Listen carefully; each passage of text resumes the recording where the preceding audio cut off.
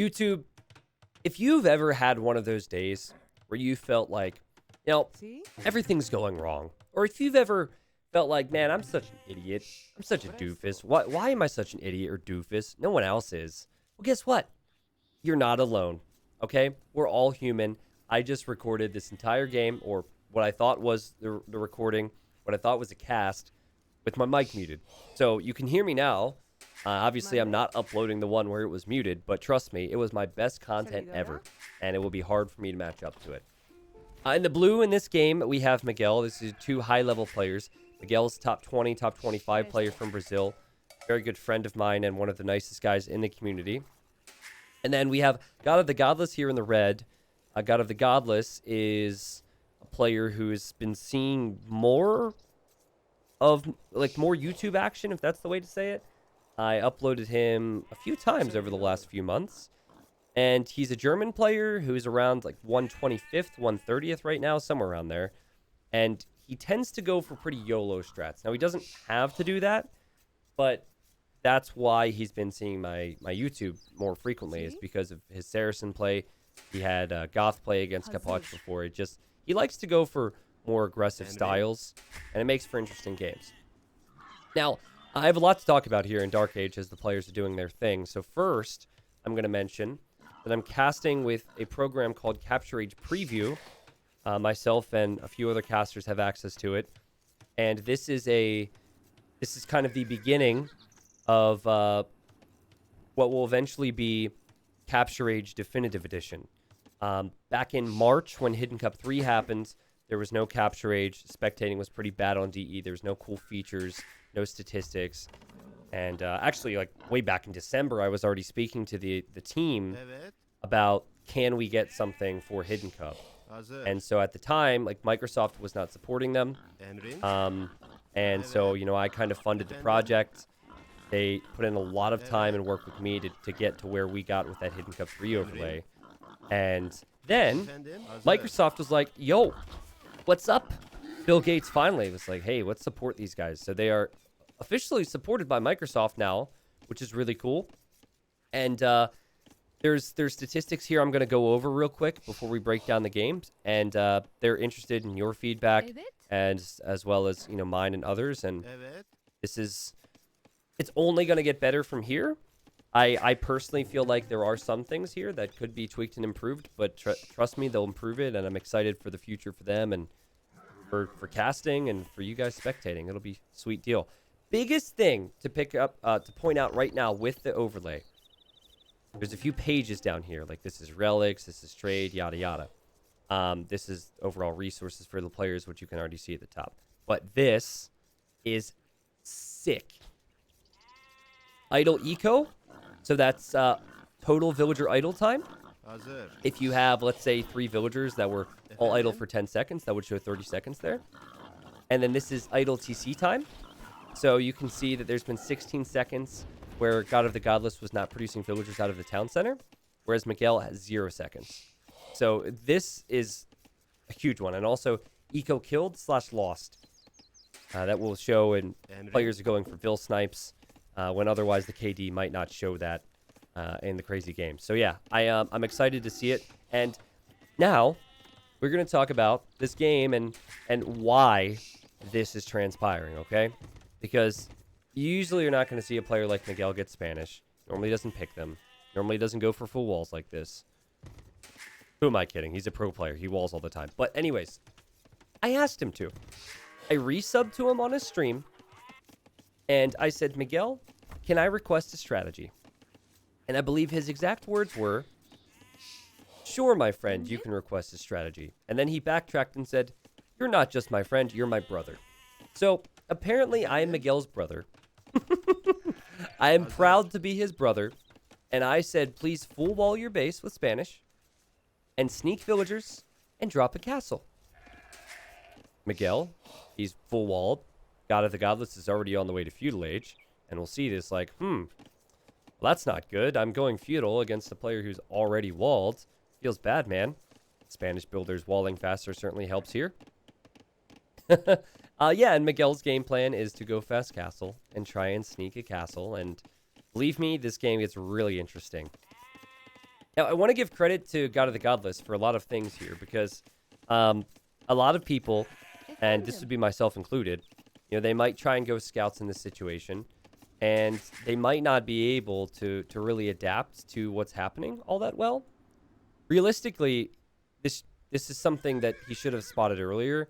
I think if you spot the villagers walding super early, then you've got some decisions to make, but you might just go fast castle yourself. But what he was attempting to do here was a scout build, which would require a barracks and then a stable. Then you get eco upgrades, and then you make farms, then you make scouts, then you eventually try and go up to castle age, right? But there's a problem with committing to that now, because Miguel's going to have a really solid castle age time. God of the Godless will know that. So if you make a barracks and a stable, that's over 300 wood that's put into something other than farms. So this is all adapting now from God of the Godless. You'll see the eco upgrades coming in now on the right side. So horse collar, so the farms will last long. Bit axe, so the wood comes in quickly. And now you're going to see the farms come out, and this is just straight up adapting to the fact Miguel is going for this strategy. And I think it's a good move. Now let's look at Miguel's base. Miguel, I mean, he's about to lose his scout. Unfortunately, he got too close to God of the Godless' base there, and God of the Godless being in feudal gets more attack and speed, so that scout's donezo. And there goes Miguel sneaking out of the base. I like to see it. Also, one thing that's probably frustrating for you guys is maybe how the percentage is always in black down here. That is something that's going to be addressed. It's actually a DE thing, which I believe is going to be addressed in the future. And anyways, villagers moving along. Monday? Miguel needs a market and a blacksmith and then the resources to go castle. So Miguel thinks, I'll make the market and the blacksmith here. Now, I think this is a bad move. Like, this could so easily be punished. If it's scouted, then God of the Godless is going to know there's villagers out there. And then it's a waste for Miguel. And maybe at this point, God of the Godless is really confused. Like, hold on a second. He's in feudal. Typically, people build their market and their blacksmith behind their walls to fortify the area more. Why is it not here? Now, it's true that God of the Godless cannot even see the stone back here.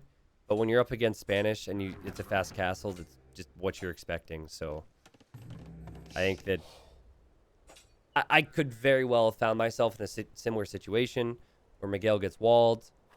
And then I'm just knocking on the door thinking, okay, he's going conks. So let's add an archer range, and let's go up to castle age ourselves, and let's go for cav archers. I think cav archers are your best bet with Turks against conquistadors. Whoa. Whoa. You see what's happening there? Miguel's strolling on by. Whoa. Meanwhile, God of the Godless still really trying to look hard to see what Miguel's going to do. Whoa. The villagers are right there. They're right behind all this. But yeah, Turks are... I like the Civ, but I hate the Civ. In situations where lacking pikemen and elite skirm is not an issue for them, they can be really fun. Like team games, for example. That's normally not as much of an issue. It'd be really fun there. But in a 1v1 against Spanish when they're going conks and you can't go elite skirm, you can't go knights either, right? So you probably got to go for the cav archers. Miguel is so close to these houses. Miguel is also very close to the castle age. Now pay attention, because I watched this from Miguel's point of view. I didn't realize that when Miguel started building that castle, that God of the Godless could actually have spotted it. Oh, and Miguel also placed the foundation again. I mean, that's not his brightest move. And now I think God of the Godless is like, wait a second. Did I just see something here? Okay, now you see the rubble? The Godless is looking. 40 seconds away from Castle Age. Still can't find anything. Is it over here now? Did he go this way? Oh my. It's got to be huge shock for God of the Godless. And if you're going to deny that, you need to commit to a tower immediately. I'm still not convinced that if you commit to the tower immediately, it actually denies it, because it is Spanish builders. that one villager would start building, then you need to pull 5 or 6 more from pretty far away. It'd be close. But certainly, if you don't commit to the tower right away to try and deny that, the castle's going up. And now God of the Godless is like, well, shoot. I mean, on the bright side, we know he's not going to hit the front of our base. But, my gold's here, my gold's here, my gold's here. I mean, this is going to be really tough. God of the Godless committing to 3 range cav archers. Get as many cav archers out as possible. Now, for Miguel... it was always going to be all about YOLOing. The only thing I had asked of him was that he go for a sneak castle in the back. But if you look at his economy, he still has a ton of villagers on stone. Doesn't have that much doing other things. So the thought process for Miguel was always going to be as YOLO as possible. And Miguel sees the cav archers hit that gold there and sends the villagers back to the castle and then heads over to the gold with the conks. Says, thank you very much. I'll take that Vil snipe. I'm actually going to change the statistics in the bottom right now to the eco killed and lost, just in case you're curious. Actually, I think it was there before. Yeah, that's fine. That'll have to do. So while cav archers are good, there's a real issue with cav archers where they fire much slower. Also, a cav archer with all the attack upgrades in Castle Age has 8 attack. Conquistadors have 16. There's a big difference there, so... see what Miguel can do. The KD's got to be somewhere on here, right? Stay on the KD. I don't know how to use this thing yet. I'm so sorry. Miguel's going to try and drop another castle. This was not part of the rules, but Miguel is just... he's a different type of player. It's like, sure, T90, you want 1 castle? Oh, I'll give you 2. An eye on the cav archers, and God of the Godless doing his best job to micro here. It's a tough position, right? Because it's almost impossible to snipe the villagers if Miguel's playing this correctly. But if you're able to somehow, as 2 cav archers go down, keep the conk numbers low, maybe, just maybe, in 3 or 4 minutes, if the castle's still not up, you can completely deny. I don't know. It's really awkward, and Miguel's done such a good job, which is why I wanted to show the KD. To keep conk numbers alive, and also to keep the villagers alive. It's constant production of conks, garrisons, and micro when need be. Very impressed there, and also I'm impressed with God of the Godless and what he's trying to accomplish here. But the castle snipes another cav archer. I swear, I'm gonna find the KD here. Oh, there it is. Okay. Here's the KD, as well as the military cost, which is an interesting stat to see. Really shows how good conks can be, right? If it costs so much less in terms of total resources. I think 2 more cav archers go down there. Miguel gets another pickoff. Dodges with the villagers again. Make that 12 kills, 2 deaths. And good luck if you're Turks again. You can't do anything else other than cav archers in this situation. Maybe a monastery, maybe a few monks would have been helpful. Oh, Miguel's confident now. 15 kills. And 2 deaths, so God of the Godless has to leave the main golds. It's happening. 2 castles in the back of the enemy's base. It's kind of funny how the shoe's on the other foot here. God of the Godless likes to go for YOLO strats. And he does that against players who play Standard. And now, suddenly, a Standard player is going for YOLO strat against YOLO man. Micro from Miguel, good micro. Certainly, if he kills the cav archers, he will probably win the game, right? Because the conks will destroy all these villagers. Still a lot of cav archers there. Some of the conks were weak. It's really close. Miguel getting good kills, though. 26 kills now. Take out a villager. And he runs away. And he's actually kind of trapped off here. He wants to get back to his castle. But now he's got 2 castles to produce conks from. I don't know if he can really afford it. His eco's it's a disaster area. He's relying on the market. And a 3rd castle from miiiiguel. miiiiguel with 3 castles. And now if this castle goes up, well, it's not double trouble. It's triple trouble. It's triuple. It's okay, I'm done. But anyways, it's probably the final nail in the coffin because the main gold's denied. The secondary and 3rd gold would then be not completely denied, but all but. And plus, that's 3 castles to produce conks out of. Again, I don't think Miguel has the eco to do that, but God of the Godless trying to hold on. Has a really solid mass of fresh Cav Archers, though. 11 Cav Archers, full HP. I'd say that maybe God of the Godless could have used Bloodlines. No Bloodlines. I think that's hurt here. 50 HP versus the 70 you'd have with Bloodlines. I think God of the Godless was flirting with the idea of countering there as the Cav Archers went forward. Miguel, maybe wanting to just buy time for the castle, or maybe just realizing how OP these conks are. It goes in and is taking out Cav Archer after Cav Archer after Cav Archer after Cav Archer. Conquistadors are nuts! 40 kills! 40 kills. And suddenly it went from God of the Godless having double the numbers to having less numbers. Unreal what conks can do when you get those upgrades. And the game ends. God of the Godless taps out before the 3rd castle completes. Second time that I've casted this tonight. The first time I had my mic muted, as I said. But I enjoyed it. And it's something I'd like to see a little bit more of. You know, players going for the sneaky strategies. It's a rated game after all. There are many players who like to try hard in rated games. And I get it. You only have so much time you want to win if you're putting time into it. But my goodness, talk about winning with style there, Miguel. I thought when I had given him that challenge that this would be possible against a 16 or 1700 rated player. I didn't think that it would be up against a 2K plus player, and he made it look very easy. It's not just Conquistadors. It's also that Miguel's a beast. 46 kills, 16 deaths.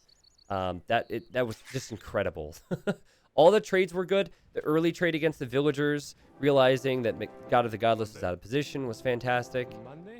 What's so funny, though, about this, and I'll probably end on this, and we'll call it a day or call it a video. Would God of the Godless not be incredibly pleased with this map in Dark Age? Like, imagine you're red, you're scouting your base, and you're thinking, oh god, I'm Turks. I hope my gold's secure. Oh, wow. Gold's in the back. Cool. What about the other ones? Oh, I can wall it off? Oh, I can protect it on the hill? Oh, nothing's forward? My stone's not forward? Like, this was both an amazing map for God of the Godless in Dark Age, and then an amazing map for Miguel to end up in the back of the guy's base on. Like, the fact that Miguel ended up in a position where he'd soon have 3 castles, and those castles would be denying all the stones and golds was just pure luck. He probably would have built the castle back here if all the resources were forward too. It worked out here. Anyways, maybe I'm not giving him enough credit. Either way, it was a great game. I appreciate him doing that for me, and I'll experiment more.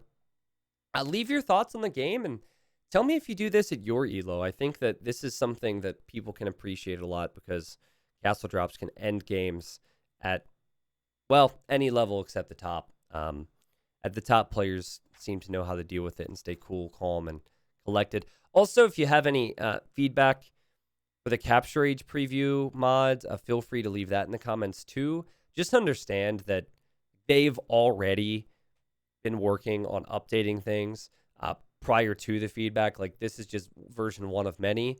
Don't, like, I would have some concern if this was the finished product, because I feel like this is worse in many ways than the Hidden Cup 3 mod that we were using for many months. But I also saw the early versions of that mod and saw what they turned everything into. So, don't stress if you are that type of person or you really care about the spectating tools. Like, I know it's only going to get better, and I'm very excited to see where it goes. All right, guys, I should probably get some sleep. It's 2 a.m. for me, and I just spent the whole night recording videos. I hope you guys have a wonderful day. Looking forward to your comments and looking forward to seeing you next time. Have a good one.